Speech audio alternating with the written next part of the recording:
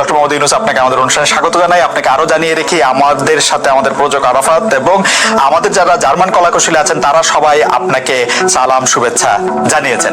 আমরা আপনাকে খুব ধন্যবাদ জানাই আমাদেরকে সময় দেওয়ার জন্য। আমিও সালাম জানাচ্ছি সবাইকে, অসংখ্য ধন্যবাদ সবাইকে, তোমার কলাকৌশলী এবং আরাফাত এবং তোমাকে এবং শ্রোতাদের সবাইকে সালাম দিচ্ছি। জনাব সোহেল তাজকে আমরা অনেক ধন্যবাদ এবং কৃতজ্ঞতা জানাতে চাই। তিনি তার এই ব্যস্ত সময়ের মধ্যে আমাদেরকে সময় দিয়েছেন। আপনাকে আন্তরিক ধন্যবাদ এবং কৃতজ্ঞতা আমাদের পক্ষ থেকে। আপনাকে অনেক ধন্যবাদ এবং আপনার দর্শক শ্রোতাদেরকেও আমার সালাম এবং শুভেচ্ছা। অন্তর্বর্তীকালীন সরকারের কাঠামোটাকে আপনি আসলে কিভাবে দেখছেন? দুই হচ্ছে, অনেক কথা এরকম আসছে যে আপনি আসছেন আওয়ামী লীগের নেতৃত্বে, আওয়ামী লীগের হাল ধরতে, তো সেটির ব্যাপারেও আমরা একটু আপনার কাছে জানতে চাই। আসলে আপনি জানেন যে জুলাই মাসে আমাদের ছাত্রদের উদ্যোগে একটি কোটা সংস্কার আন্দোলন শুরু হয়েছিল এবং যার ধারাবাহিকতায় এবং অনেক প্রাণহানির মধ্য দিয়ে সেই দাবিটা এক পর্যায়ে এক দফাতে পরিণত হয় এবং বৈষম্য বিরোধী ছাত্র আন্দোলন এই আন্দোলনটাকে সামনের দিকে নিয়ে যায়। এবং এখানে আমার প্রথমেই বলতে হয় যে সকল প্রাণ আমরা হারিয়েছি, আবু সাইদ থেকে শুরু করে 4 বছরের ছোট্ট শিশু আজাদ, 6 বছরের ছোট্ট বাচ্চা মেয়ে, নামটা মনে আসছে না, আমরা জানি যে পানি দিতে দিতে মুগ্ধকে হত্যা করা হয়েছিল।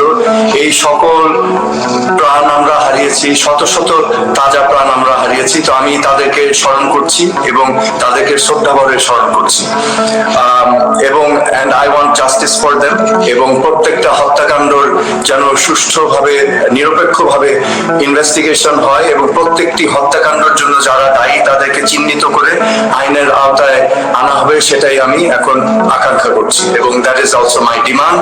এবং আমি বিশ্বাস করি আমার সাথে বাংলাদেশের সকল জনগণ একমত হবেন। এখন এই ছাত্রদের আন্দোলনের মাধ্যমে একটি অভ্যুত্থান ঘটে গিয়েছে বাংলাদেশে। এই ছাত্র সমাজ, আমি যতটুকু দেখেছি, আমার তাদের সাথে পরিচয় নেই, কিন্তু আমি টেলিভিশনে যা দেখেছি, সোশ্যাল মিডিয়াতে যা দেখেছি, they themselves are very inspiring. তারা ইন্সপায়ার করছে মানুষকে, একটি নতুন বাংলাদেশের স্বপ্ন দেখাচ্ছে। আসলে এই নতুন বাংলাদেশ বা এই স্বপ্নটাই কিন্তু ছিল আমাদের মুক্তিযুদ্ধের স্বপ্ন। হ্যাঁ, একটি বৈষম্যহীন সমাজ, একটি সমাজ যেখানে মেধাই হবে মাপকাঠি, সবকিছুর মাপকাঠি, একটি সমাজ যেখানে ধর্ম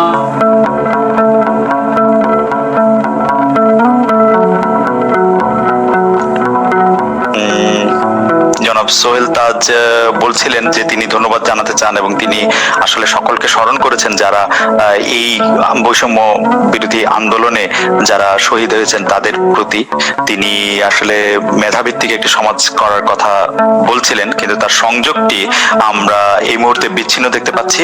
এই সংযোগটি নিশ্চয়ই প্রতিষ্ঠিত হবে। আমাদের যিনি প্রডিউসার আছেন তিনি আমাদের বলছেন যে আমরা যোগাযোগ করছি, যোগাযোগটিকে আবার পুনরুদ্ধার করার জন্য।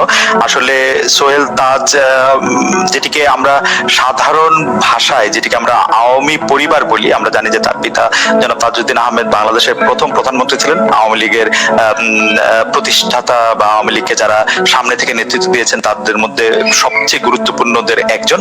তো তিনি আসলে একটি অবস্থান নিয়েছিলেন শুরু থেকেই, যদি আমরা বলি আন্দোলনটি যখন দানা বাঁধতে শুরু করেছিল এবং আন্দোলনের ক্ষেত্রে যখন অনেক ছাত্র শিক্ষার্থী ছাত্রী তাদের উপরে বিভিন্ন রকম ভাবে মারণাস্ত্র, ক্ষেপণাস্ত্র এবং বিভিন্ন ভাবে অত্যাচার নির্যাতন চলছিল, সেই সময় তিনি এগিয়ে এসেছিলেন এবং তার ভূমিকা নিয়ে আসলে অনেক সামাজিক গণমাধ্যমে অনেক চর্চা হয়েছে। তিনি আসলে কি করতে চাচ্ছেন, তিনি কি ভাবতে চাচ্ছেন সেটি নিয়ে কথা হচ্ছিল। আমরা তার কাছে জানতে চেয়েছিলাম যে এখন তিনি আসলে আওয়ামী লীগের দায়িত্ব তিনি নিচ্ছেন কিনা, এবং আমরা তাকে আরো প্রশ্ন করেছিলাম যে এই মুহূর্তে যে অন্তর্বর্তীকালীন সরকারের যে কাঠামো আমরা দেখতে পাচ্ছি, সেই অন্তর্বর্তীকালীন সরকারের কাঠামো সম্পর্কে তিনি কি ভাবছেন। আমরা যোগাযোগটি প্রতিষ্ঠিত হওয়া মাত্রই আমরা আবারও নিশ্চয়ই সোহেল তাজকে আমরা যুক্ত করতে পারবো। আমাদের প্রডিউসার বলছেন যে সোহেল তাজের সাথে যোগাযোগ আবার প্রতিষ্ঠিত হচ্ছে, আমরা আবার দেখতে পাচ্ছি। সোহেল ভাই, আপনি কন্টিনিউ করেন, আপনি বলছিলেন। জি, আমি বলছিলাম যে আমাদেরও মুক্তিযুদ্ধের উদ্দেশ্যই ছিল একটি বৈষম্যহীন সমাজ ব্যবস্থা। আমাদের মুক্তিযুদ্ধের কিন্তু উদ্দেশ্যই ছিল যে এই সমাজে আমরা মেধাই হবে আমাদের সবকিছুর মাপকাঠি। এমন একটি সমাজ যেখানে ধর্ম বর্ণ নির্বিশেষে আমরা সমান অধিকার নিয়ে আমরা এই সমাজে অগ্রসর হব। তো আজকে যে ছাত্র সমাজ যেই চিন্তাগুলো নিয়ে এসেছে সেটা কিন্তু এই একই চিন্তা। সো আমি এটা দেখে আমি নিজেই খুব ইন্সপায়ার্ড হয়েছি যে নতুন জেনারেশন এখন বেরিয়ে এসেছে, তারা মত প্রকাশ করছে একটি সুন্দর ভবিষ্যতের জন্য, একটি দুর্নীতিমুক্ত অনিয়মবিহীন একটি সমাজ ব্যবস্থা যেখানে সকলের জন্য ন্যায় বিচার থাকবে, গরিব ধনীর ভেদাভেদ থাকবে না, ন্যায় বিচার সবার জন্যই উন্মুক্ত থাকবে। সো তারা আজকে এই আন্দোলনের মাধ্যমে সেই বাংলাদেশের স্বপ্ন দেখছে। সো আমিও এই স্বপ্নের সাথে মনে প্রাণে আমি একাত্মতা ঘোষণা করছি, এবং আমিও আমার রাজনীতি শুরু করেছিলাম এই একই স্বপ্ন নিয়ে। আমি কিন্তু রাজনীতিতে এসেছি এই স্বপ্ন নিয়ে, এবং আমি এটা না বললেই হয় না। 2008 সালে যখন আমি নির্বাচন করি দ্বিতীয়বারের মতো, তখন আমার দল একটি ম্যানিফেস্টো দিয়েছিল, দিন বদলের সনদ। এই দিন বদলের সনদেই কিন্তু এই সকল কিছু, এই স্বপ্নটাকেই কিন্তু তুলে ধরা হয়েছিল, এবং সেই স্বপ্ন নিয়েই কিন্তু আমি সেদিন নির্বাচন করেছিলাম, এবং যে আমাদের বাংলাদেশও এরকম সুন্দর হবে, একটা সোনার বাংলাদেশ হবে।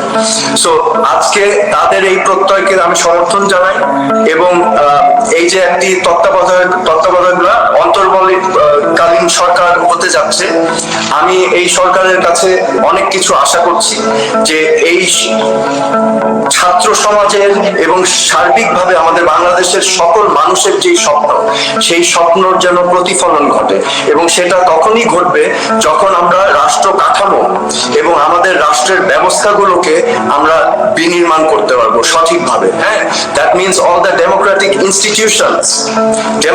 Institutions must be strengthened. এখানে সুশাসন, বা আমরা যদি একটি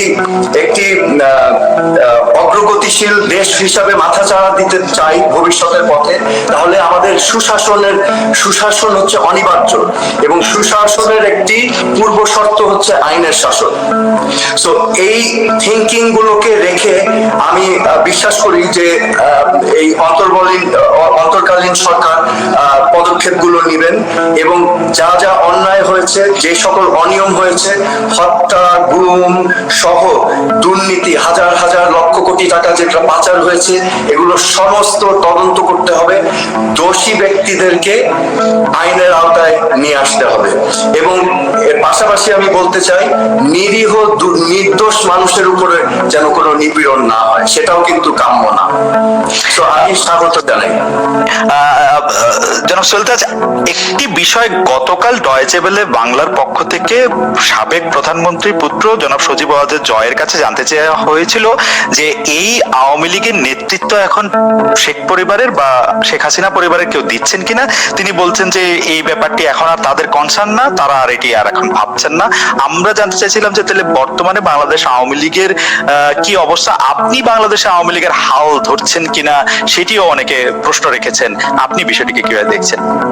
আসলে আমি যেভাবে দেখি বিষয়টাকে, আওয়ামী লীগ হচ্ছে একটি ঐতিহাসিক দল, আওয়ামী লীগ একটি আদর্শিক দল, আওয়ামী লীগের একটি আদর্শ আছে, আওয়ামী লীগ কিন্তু আদর্শিক ভাবেই গঠন হয়েছে এবং আমাদের মুক্তিযুদ্ধের সময় নেতৃত্ব অবদান রেখেছে। সো আমি মনে করি এই বৃহৎ একটি রাজনৈতিক দল, আদর্শিক রাজনৈতিক দল, এই দল আবারও সংগঠিত হবে, আবারও আমি চাই যে বাংলাদেশের ভবিষ্যতে অবদান রাখবে। এখন কে নেতৃত্ব দেবে কি দেবে না, আমি তো রাজনীতিতে নাই বর্তমানে, আমি তো রাজনীতি থেকে সরে গিয়েছি। আমি এখন একটা সাধারণ নাগরিক হিসাবে, অ্যান্ড অলসো কারণ আমার বাবা আমার মা এই দলের জন্য অবদান রেখেছেন এবং স্বাভাবিকভাবে আমার এই দলের প্রতি একটা বিশেষ টান আছে এবং আমি জানি যে এই দলের ভিতরে অনেক অনেক নিবেদিত প্রাণ আছে, যারা নিগৃহীত, যারা উপেক্ষিত হয়েছে। আমি চাই না যে আজকে তাদের উপরে কোনো ধরনের বিপদ আসুক, তাদের উপরে কোনো অন্যায় অবিচার হোক। আমি চাইবো যে যারা অন্যায় করেছে তাদেরকে আইনের আওতায় অবশ্যই যেন আনা হয়, যাতে করে এখানে যেন কোনো ভূম্রজাল সৃষ্টি না হয়। সোহেল ভাই, তাহলে আওয়ামী লীগের আপনার কোনো ভাবনায় এই মুহূর্তে নাই, মানে নিজের ব্যাপারে, মানে সোহেল তাজের? আসলে এই যে বৈষম্য বিরোধী আন্দোলন এবং কোটা সংস্কারের আন্দোলন যখন চলছিল, আমি আমার ফেসবুকে দুইটা স্ট্যাটাস দিয়েছিলাম। একবার স্ট্যাটাস দিয়েছিলাম যে সমর্থন দিয়ে আমি বলেছিলাম যে যে কোনো কিছুই বাড়াবাড়ি করলে সেটা কিন্তু মানুষ মেনে নেয় না, হ্যাঁ, এবং মানুষের ভিতরে বিস্ফোরণ ঘটে। এবং পরবর্তীতে যখন আমি দেখেছি যে নির্বিচারে মানুষকে, ছাত্র সমাজ এবং সাধারণ নিরীহ মানুষের উপর গুলি চালানো হচ্ছে, আমি আমার বিবেকের তাড়নায় কিন্তু আমি কথা বলেছিলাম যেন আমাদের ছাত্রছাত্রী ভাই বোনদের বুকে আর একটা গুলি না চলে। আমি এটা উল্লেখ করেছিলাম যে আমাদের অনেক ক্ষয়ক্ষতি হয়ে থাকতে পারে, কিন্তু একটি প্রাণের তুলনায় ক্ষয়ক্ষতি কোনো কিছুই না, হ্যাঁ, একটি প্রাণ অমূল্য। সো আমি আজকে কেন এসেছি, কেন আমি আজকে একটা স্টেটমেন্ট দিয়েছি লাইভে, এটা আমার কনসার্নস, আমার একটা মরাল কম্পাস আছে। আমি সবসময় চেষ্টা করি আমার বিবেক আমাকে যেদিকে নিয়ে যাবে আমি বিবেক দিয়েই আমি বিবেচনা করি এবং অবশ্যই আমার চিন্তা শক্তি খাটাই, কিন্তু আমার বিবেকই হচ্ছে আমার কম্পাস। তো আমি আজকে এই স্টেটমেন্টটা দিয়েছি কারণ আমি দেখেছি যে অনেক নিরীহ মানুষ, আমাদের ভিন্ন ধর্ম অবলম্বনকারী আছেন, ওনাদের উপাসনাগার, ওনাদের মন্দির আক্রমণ হচ্ছে, বিভিন্ন নিরীহ মানুষের উপরে আক্রমণ হচ্ছে, বাড়ি ঘরে আগুন দেওয়া হচ্ছে, গরিব মানুষ যারা নিঃস্ব হয়ে যাচ্ছে, আওয়ামী লীগের কর্মী যারা হয়তো কোনো কিছুর সাথে সংযুক্ত ছিল না, তারাও এই বিভীষিকাময় একটি প্রতিহিংসার লীলা খেলায় পড়ে গিয়েছে। তো আমি স্বাভাবিকভাবেই আমার বিবেকের তাড়নায় আমি আজকের এই স্টেটমেন্ট দিয়েছি। আমি কোনো রাজনীতিতে অন্তর্ভুক্ত হওয়ার জন্য বা অন্য কোনো উদ্দেশ্য নিয়ে আমি এটা বলিনি। এটা আমার দেশ, আপনার দেশ, আমাদের সবার দেশ। আমরা সবাই চাই এই দেশটা সুন্দর হোক এবং আমাদের ভবিষ্যৎ প্রজন্ম যাতে একটা সুন্দর দেশ পায়, সেটা সবার মতো আমিও কামনা করি। সেজন্যই আমি আজকে স্টেটমেন্টটা দিয়েছি। অন্তর্বর্তীকালীন সরকারে যদি আপনাকে যোগ দিতে আহ্বান জানানো হয়, তাহলে কি আপনি সেটি বিবেচনা করবেন বা ভেবে দেখবেন, বা অলরেডি অন্তর্বর্তীকালীন সরকারে আপনার অন্তর্ভুক্তির জন্য কেউ আপনাকে যোগাযোগ করেছে কিনা? না, আমি আসলে এই নিয়ে চিন্তাও করি নাই, আমার সাথে কেউ যোগাযোগও করে নাই, এটা আমি অ্যাকচুয়ালি বিবেচনাই করি নাই। জনাব সোহেল তাজ, আপনি আপনার লক্ষ্য, এই শর্ট টার্ম লক্ষ্য, আপনি খুবই অর্গানাইজ মানুষ। আমি দেখি যে আপনি আসলে মানুষের স্বাস্থ্য নিয়ে, সচেতনতা নিয়ে, রাজনীতির বাইরেও সামাজিক সচেতনতা নিয়ে আপনি অনেক কাজ করেছেন। আপনি আপনার লক্ষ্য কি ঠিক করেছেন এখন, 2 মাস পরে, 2 বছর পরে বা 5 বছর পরে? আপনার জন্য আপনি কি লক্ষ্য ঠিক করেছেন? আসলে আমি যখন স্বরাষ্ট্র মন্ত্রীর পদ থেকে রিজাইন করি, সেটা হচ্ছে 2009 সালের 31শে মে। তারপর আমাকে অনেকে বলেছিল যে পরবর্তীতে তার কি, পরে আমাকে যখন মানুষ বলেছিল আপনি রাজনীতিতে ফেরত আসেন, আমি সবসময় বলেছিলাম দেখেন, আমি বাংলাদেশের এই রাজনীতির জন্য যোগ্য না। তো আমাকে কাউন্টার প্রশ্ন করেছিল, কবে মনে হয় আপনি যোগ্য হবেন? আমি বলেছিলাম হয়তো 20-30 বছর আরো লাগবে আমাদের পলিটিক্যাল কালচারটাকে ঠিক করতে। হ্যাঁ, তো আমাদের ছাত্রছাত্রী ভাই বোনরা কিন্তু সেটা ঘটিয়ে দিয়েছে আমার প্রেডিকশনের আরো 5-10 বছর আগে। তো এটা একটা আশার আলো জায়গায় আমাদের সবার ভিতরে, কিন্তু আমি রাজনীতিতে ব্যাক করার কোনো চিন্তাও করি নাই, কোনো সিদ্ধান্তও নিই। আপনি যেহেতু আপনি স্বরাষ্ট্র প্রতিমন্ত্রী পদ থেকে রিজাইন করার কথা আপনি বললেন, সেই ঘটনার কথা আমাদের সবারই মনে আছে, কিন্তু একটি প্রশ্ন সেখানে আসে যে অনেকেই বলে থাকেন যে 2009-এর 31শে মে স্বরাষ্ট্র প্রতিমন্ত্রী, মাননীয় স্বরাষ্ট্র প্রতিমন্ত্রী জনাব সোহেল তাজ আসলে পদত্যাগ করেছেন। এর সঙ্গে কোনো না কোনো ভাবে পিলখানা হত্যাকাণ্ড যেটি ফেব্রুয়ারি শেষে সংঘটিত হয়েছিল তার কোনো না কোনো যোগ থেকে থাকতে পারে, কোনো না কোনো মত। এই ব্যাপারে কি আপনি একটু মত দিবেন? যে আমি এটা স্পষ্টভাবে বলতে চাই আপনার মাধ্যমে যে পিলখানা বা বিডিআর মিউটিনি নিয়ে আমি নিজে খুবই আঘাত পেয়েছি। বিডিআর এর ডিজি জেনারেল শাকিল, ওনার সাথে আমার খুব ভালো সম্পর্ক ছিল। আমি সেই সময় আমেরিকা গিয়েছিলাম, আমার বড় মেয়ে, ওর জন্মদিন 19শে ফেব্রুয়ারি, এবং আমি ইলেকশনের জন্য যেহেতু ডিসেম্বরের অনেক আগে এসে পড়েছিলাম, আমার ফ্যামিলির সাথে অনেকদিন যোগাযোগ ছিল না, তো আমার মেয়ের জন্মদিন উপলক্ষে আমি চলে গিয়েছিলাম 17ই ফেব্রুয়ারি। এবং জেনারেল শাকিলের সাথে আমার কথা হয়েছিল যে আমি দেশে ফেরা মাত্রই উনি আমাকে হেলিকপ্টার করে বিওপি গুলো দেখতে নিয়ে যাবে বর্ডার অঞ্চলে। এবং আমি বিডিআর যখন পরিদর্শন করতে গিয়েছিলাম, আমাকে উনি বলেছিলেন যে আমাদের সেনা অফিসার যারা আছে তারা আপনাকে খুব পছন্দ করেন, তো আপনি যদি আসেন বিডিআরে, এখানে আমাদের সেনা অফিসাররা আপনার সাথে সবাই মত বিনিময় করতে চায়। এবং আমি সেখানেও গিয়েছিলাম এবং সকল সেনা অফিসারদের সাথে কিন্তু আমার কথা হয়েছিল, আলাপ হয়েছিল সৌহার্দ্যপূর্ণ একটি পরিবেশে। এবং আমি হতভম্ব হয়ে গিয়েছিলাম যখন আমি শুনেছি যে বিডিআরে এরকম একটা জঘন্যতম হত্যাকাণ্ড ঘটেছে। এটা আমাদের বাংলাদেশের ভবিষ্যৎ এবং আমাদের সেনাবাহিনীকে ক্ষত করেছে, বাংলাদেশের প্রতিটা মানুষের হৃদয়ে ক্ষত করেছে। তো এই বিষয়ে যদি কারো কোনোদিন প্রশ্ন থাকে, আমি আমার তরফ থেকে আমি যা জানি, যতটুকু জানি, আমি অবশ্যই যে কোনো ইন্টারভিউতে বা যে কোনো তদন্ত হলে I am ready to talk, এবং আমি যতটুকু জানি সেটা আমি বলবো। এবং আমার পদত্যাগের কারণ আরো কিছু কারণ ছিল, কারণ আমি বলেছি ওই যে আমরা দিন বদলের সনদ নিয়ে আমাদের কাজ করার কথা ছিল, এবং আমি উদ্দীপনা নিয়ে আমি ভেবেছিলাম যে ওই যে বলেছি সুশাসন করতে হলে ন্যায় বিচার প্রয়োজন, আইনের শাসন প্রয়োজন, এবং আইন প্রয়োগকারী সংস্থাই হচ্ছে আপনার সবকিছুর হাতিয়ার, তাই না? পুলিশ প্রশাসন। আমি চেয়েছিলাম একটি প্রফেশনাল পুলিশ ফোর্স আমরা গড়ে তুলবো, যারা নিরপেক্ষ হবে, জনগণের সেবক হবে, যাতে করে আমরা দুর্নীতি অনিয়মকে রুখে দিতে পারি। হ্যাঁ, তো আমার একটা পর্যায়ে মনে হয়েছিল যে সেই লক্ষ্য থেকে আমরা সরে গিয়েছি। তো সেই সময় আমি মনে করেছি আমার প্রতিমন্ত্রীর চেয়ারে বসে থাকার কোনো অধিকার নেই, সেজন্যই আমি পদত্যাগ করেছি। সোহেল ভাই, যে বিষয়টি আপনি 3 মাসের মাথায় বুঝলেন, যে বিষয়টি আপনি বুঝতে পারলেন 3 মাস না, আবার 5 মাস। 5 মাসের মানে 3 মাসের মাথায় নিশ্চয়ই বুঝেছেন, সিদ্ধান্ত নিতে আরো 2 মাস সময় লেগেছে। সেই ইউজুয়ালি একটা ইংলিশে একটা কথা আছে, morning shows the day, so I did not wait for evening. Right, যে বিষয়টা আপনি 5 মাসের মধ্যে, আমি যদি পুরো সময়টা ধরে নিই, 5 মাসের মধ্যে যে বিষয়টা আপনি বুঝলেন এবং আপনার স্বপ্ন ভঙ্গ হলো এক ধরনের, যে আপনি আসলে দিন বদলের সনদের কথা বলে এসেছিলেন, সেই প্রতিশ্রুতি হয়তো আপনি রাখতে পারছেন না। আপনি হয়তো যে একটি পুলিশ প্রশাসন, যে পুলিশ প্রশাসনের জনগণের পুলিশ প্রশাসন হবে, সেটি হয়তো করতে পারছেন না, যার জন্য আপনি চেয়ারটিতে থাকলেন না। আপনার কাছে কি মনে হয় যে এই 16 বছর ধরে আওয়ামী লীগ বা শেখ হাসিনার সরকার বা যারা এত পোর খাওয়া রাজনীতিবিদ, তারা কি এটি বুঝলেন না, নাকি তারা এটি বুঝেও শুধুমাত্র ক্ষমতায় থাকার জন্য বা কোনো একটা আমি দুর্নীতি শব্দটা কিভাবে ব্যবহার করবো আমি জানি না, দুর্নীতির একটা সুবিধা নেওয়ার জন্য তারা এটা থাকলেন? আপনার রিডিংটা কি বা আপনার টেকটা কি এটার ব্যাপারে? মানে এটা তো অবভিয়াস যে আপনি 5 মাসে বুঝেছেন, আপনার বুদ্ধি বেশি, কারো তো 5 বছরে বোঝা উচিত ছিল, 15 বছরে বুঝবে না কি করে? আমি আসলে ওই আমার একটা পদত্যাগ ড্রামাও হয়েছিল, আপনি নিশ্চয়ই জানেন, যে আমি পদত্যাগ করেছি কিন্তু আমাকে পদত্যাগ করতে দেওয়া হচ্ছিল না, যার ফলে আমি এক পর্যায়ে আমার সংসদ সদস্য পদও ছেড়ে দিয়েছিলাম। হ্যাঁ, সো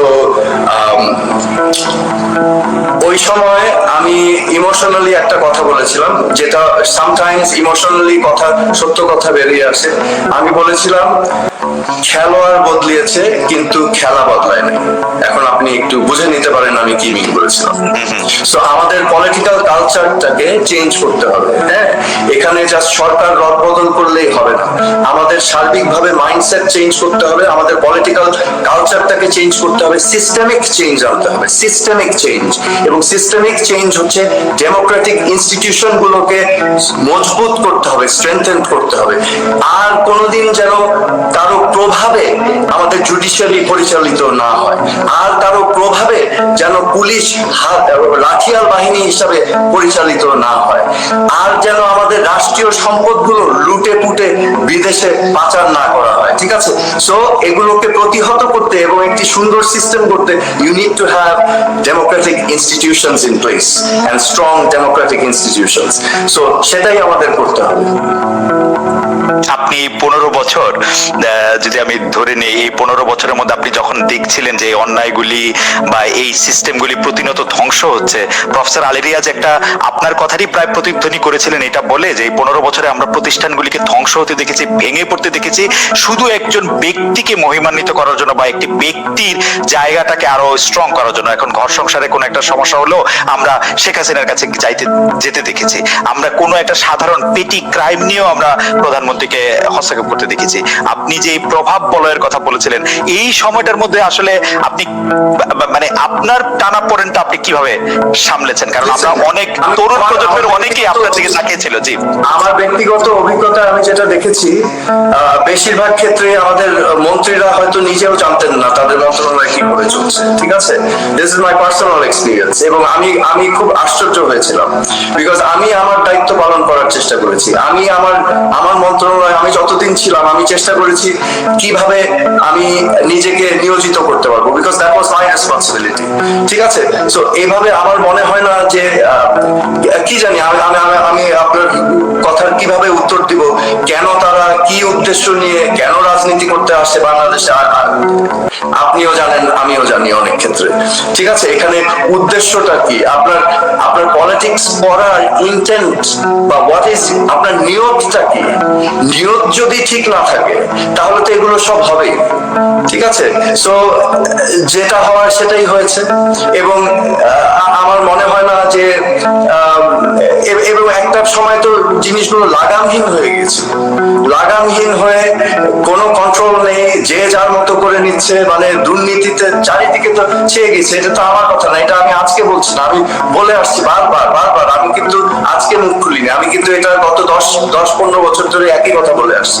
ছাত্ররা যে আজকে দাবি নিয়ে এসেছে, আমি I've been saying the same thing for the last 25 years. আমি রাজনীতি করতে এসেছি কিছু করার জন্য না, এই যে আমি রাজনীতি থেকে অবসরে গিয়েছি। আমার তো সুইস ব্যাংকে কোটি কোটি ডলার রাখা নাই, আমার কাজ করে খেতে হচ্ছে। আমি এমন কাজ বেছে নিয়েছি যেখানে কারো ক্ষতি হবে না। আমি স্বাস্থ্য নিয়ে আপনি উল্লেখ করেছিলেন, আমি এই জন্য বেছে নিয়েছিলাম যে ঠিক আছে আমারও যেখানে প্যাশন আছে স্বাস্থ্য, এবং কারণ আমি বিশ্বাস করি স্বাস্থ্যই হচ্ছে আমাদের সবকিছুর মূলে। তা আমি চেষ্টা করেছি হেলথ সেক্টরে কাজ করার জন্য, সচেতনতা সৃষ্টি করার জন্য। তো আমি সৎ পথে সৎভাবে পরিশ্রম করে বেঁচে থাকার চেষ্টা করেছি। হ্যাঁ, সো এখন আমি জানি না তাদের ইন্টেন্ট কি ছিল, তাদের নিয়ত কি ছিল, তারা কেন পলিটিক্সে এসেছে। নিয়ত ভালো নিয়ত জনসেবা করতে আসলে তো এরকম হওয়ার কথা না, তাই না? আমার সাথে অনেক রাজনীতিবিদদের কথা হয়েছে নানা সময়ে, মানে আওয়ামী লীগ, বিএনপি, বাম রাজনীতিবিদ, তাদের অনেকেই বলেছেন যে পলিটিক্সটা এক্সট্রিমলি যেটাকে বলা হচ্ছে যে খুব বেশি খরুচে ব্যাপার হয়ে গিয়েছে, যে এটা এতটাই টাকা পয়সা এতে দরকার যে এর মধ্যে দুর্নীতি না করে এটার মধ্যে কোনো কিছু হয়নি। আপনার বোন আমাদের সিমিন আপা, উনি ক্যাবিনেটে ছিলেন, উনি সংসদ সদস্য হয়েছেন, তার হয়ে নির্বাচন করতে হচ্ছে আমাদের আপনাকে। সেইটার ক্ষেত্রে কি আসলে অনেক বেশি টাকা দরকার বাংলাদেশের রাজনীতি করার জন্য? অনেকে যেটি বলে থাকেন যে যেহেতু পলিটিক্স করতে টাকা দরকার, যেহেতু তার কনস্টিটিউয়েন্সিতে তার মানুষের জন্য অনেক কিছু করার দরকার, সেই জন্য তাকে কিছুটা দুর্নীতি করতেই হচ্ছে, কারণ সে তার বাড়ি থেকে টাকা এনে দিবে না, বা এটা অনেকের থাকেও না। এগেন আমরা তো ঘুরে ফিরে ওই সিস্টেমের দিকে যাচ্ছি, right? Because the system is corrupted, because আপনার সিস্টেমটা ধসে পড়েছে, এই জন্য আপনার টাকা খরচ করতে হচ্ছে। আমি অন্যদেরটা বলবো না, আমি 2 বার নির্বাচন করেছি, জানেন আমার নিজের পকেট থেকে কত টাকা খরচ করেছি? শূন্য। কারণ আমার এলাকার মানুষ, আমার জনগণ, তারাই কিন্তু বিভিন্ন জায়গায় ফান্ড রেজিং করে, তারা তাদের মতো করে চাঁদা নিয়ে তাদের নিজের পকেট থেকে দিয়ে গেট সাজিয়েছে, যা যা করেছে তারা করেছে, আমি তো কোনো টাকা খরচ করিনি। হ্যাঁ, so আমার কাছে তো আশ্চর্য লাগতো যে আমি শুনছি যে 100 কোটি টাকা 200 কোটি টাকা খরচ করছে নির্বাচনে। আমার জন্য এটা আশ্চর্যজনক ছিল যে এরা কি বলছেটা কি, ওয়াই। সো এই যে টাকা খরচ করতে হবে, দ্যাট ইজ আমাদের সিস্টেমের সমস্যা। এখানে কেন টাকা খরচ করতে হবে? ইলেকশন ক্যাম্পেইন, আচ্ছা আপনার তো নিশ্চয়ই মনে আছে 2008 সালে নির্বাচনের আগে কিন্তু একটা প্রপোজাল ছিল, right? Reform proposal, electoral reforms, right, do you remember? Right, yeah. তো ওইটা বাস্তবায়ন করলে তো এগুলো হতো না, you wouldn't need money for elections. তো কেন হয় নাই বাস্তবায়ন? কিন্তু সেই ইলেকট্রাল রিফর্মটা করলে অনেকটা, যেটাকে আমরা আসলে একটু প্রভাব ব্যবহার করে বলতে পারি যে তাহলে তার পানিটা খোলা থাকতো না, যেখানে মাছ শিকার করতে সুবিধা হয়। তা আমরা তো ঘোলা পানি চাই না, সাধারণ মানুষ তো ঘোলা পানি চায় না। আপনি চান নাই, এই তরুণ সমাজ, এই যে ছাত্র সমাজ তো ঘোলা পানি চায় না, এরা তো ক্লিয়ার করে দিয়েছে we want a clean fresh country, right? corruption free, অনিয়ম যেখানে থাকবে না, you know, we want a system that works, জনগণের জন্য কাজ করবে। so why কেন হয় না? এই প্রশ্ন আসলে আমি আপনাকে করতে চাই যে কেন হয় নাই, কারণ না না, এটা আমার প্রশ্ন, এই প্রশ্ন নিয়েই তো আমি যন্ত্রণায় ছিলাম। আপনি প্রশ্ন করছেন, অথচ আমি আপনাকে একটা কথা না বললেই না, আমি তো ছিলাম, আমি তো ক্যাবিনেটে ছিলাম, আমি তো পলিসি মেকিং দেখেছি। ডু ইউ নো, আমি দেখেছিলাম যে এটা সম্ভব ওকে, যদি ইচ্ছা থাকে। তাহলে আমি তো এই প্রশ্ন আপনাকে করতেই পারি, আপনি যেহেতু মানে খুবই একজন প্রতিমন্ত্রী আর মন্ত্রীর পক্ষে সম্ভব না, শুধু একজনের পক্ষে সম্ভব, রাইট? এটা সম্ভব ছিল শেখ হাসিনা। আমাদের সিস্টেমে শুধু একজনের পক্ষে সম্ভব, কিন্তু সেটাও তো সঠিক সিস্টেম না। আমি কেন বলছি একজনের উপরে কেন করবে? দেখেন, আমাদের ডেমোক্রেসি মানে কি? আপনার একটা ডেমোক্রেসির ভিতরে পলিটিক্যাল পার্টিস থাকে, পলিটিক্যাল পার্টির ভিতরেও কিন্তু ডেমোক্রেসি থাকতে হবে, তাই না? আমরা যদি আওয়ামী লীগের কথা ধরি, আওয়ামী লীগের একটা ওয়ার্কিং কমিটি আছে, একটা প্রেসিডিয়াম আছে, একটা ডিসিশন মেকিং বডি আছে।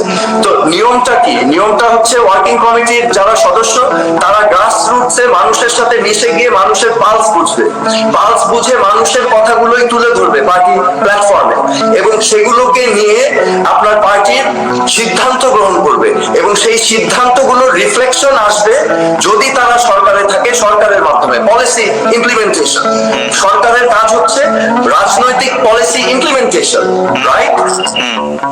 রাইট, এগুলো তো কিছুই হয়নি। আমরা খুবই ইতিহাসের একটা সন্ধিক্ষণে দাঁড়িয়ে আছি বলে আমি আপনার কাছ থেকে একটু জানতে চাইছি।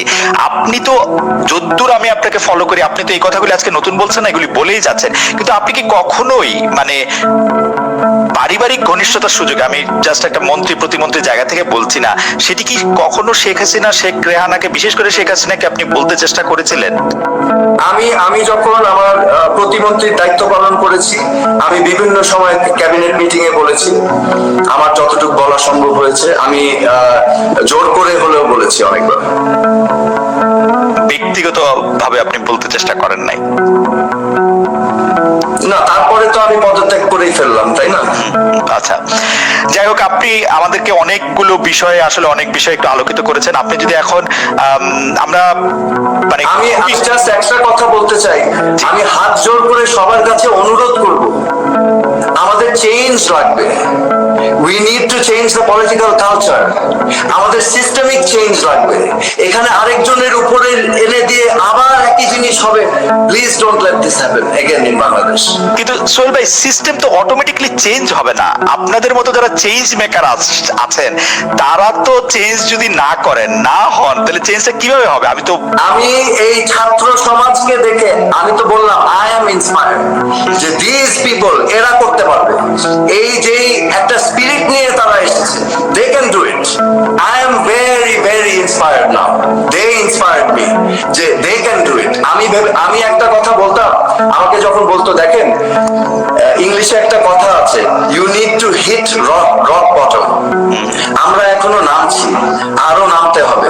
নেমে যখন পাথরটা একেবারে নিচে পড়বে, তারপর you think about getting up. Sohel ভাই, আপনার কাছে আমরা এখন almost at rock bottom. Sohel ভাই, আপনার কাছে মনে হয় না যে আমরা অনেকগুলি নিউ রক বটম এর মধ্যে পাইছি? না, ওইটা বটম হয় নাই, তখনও যাচ্ছিল, এখনো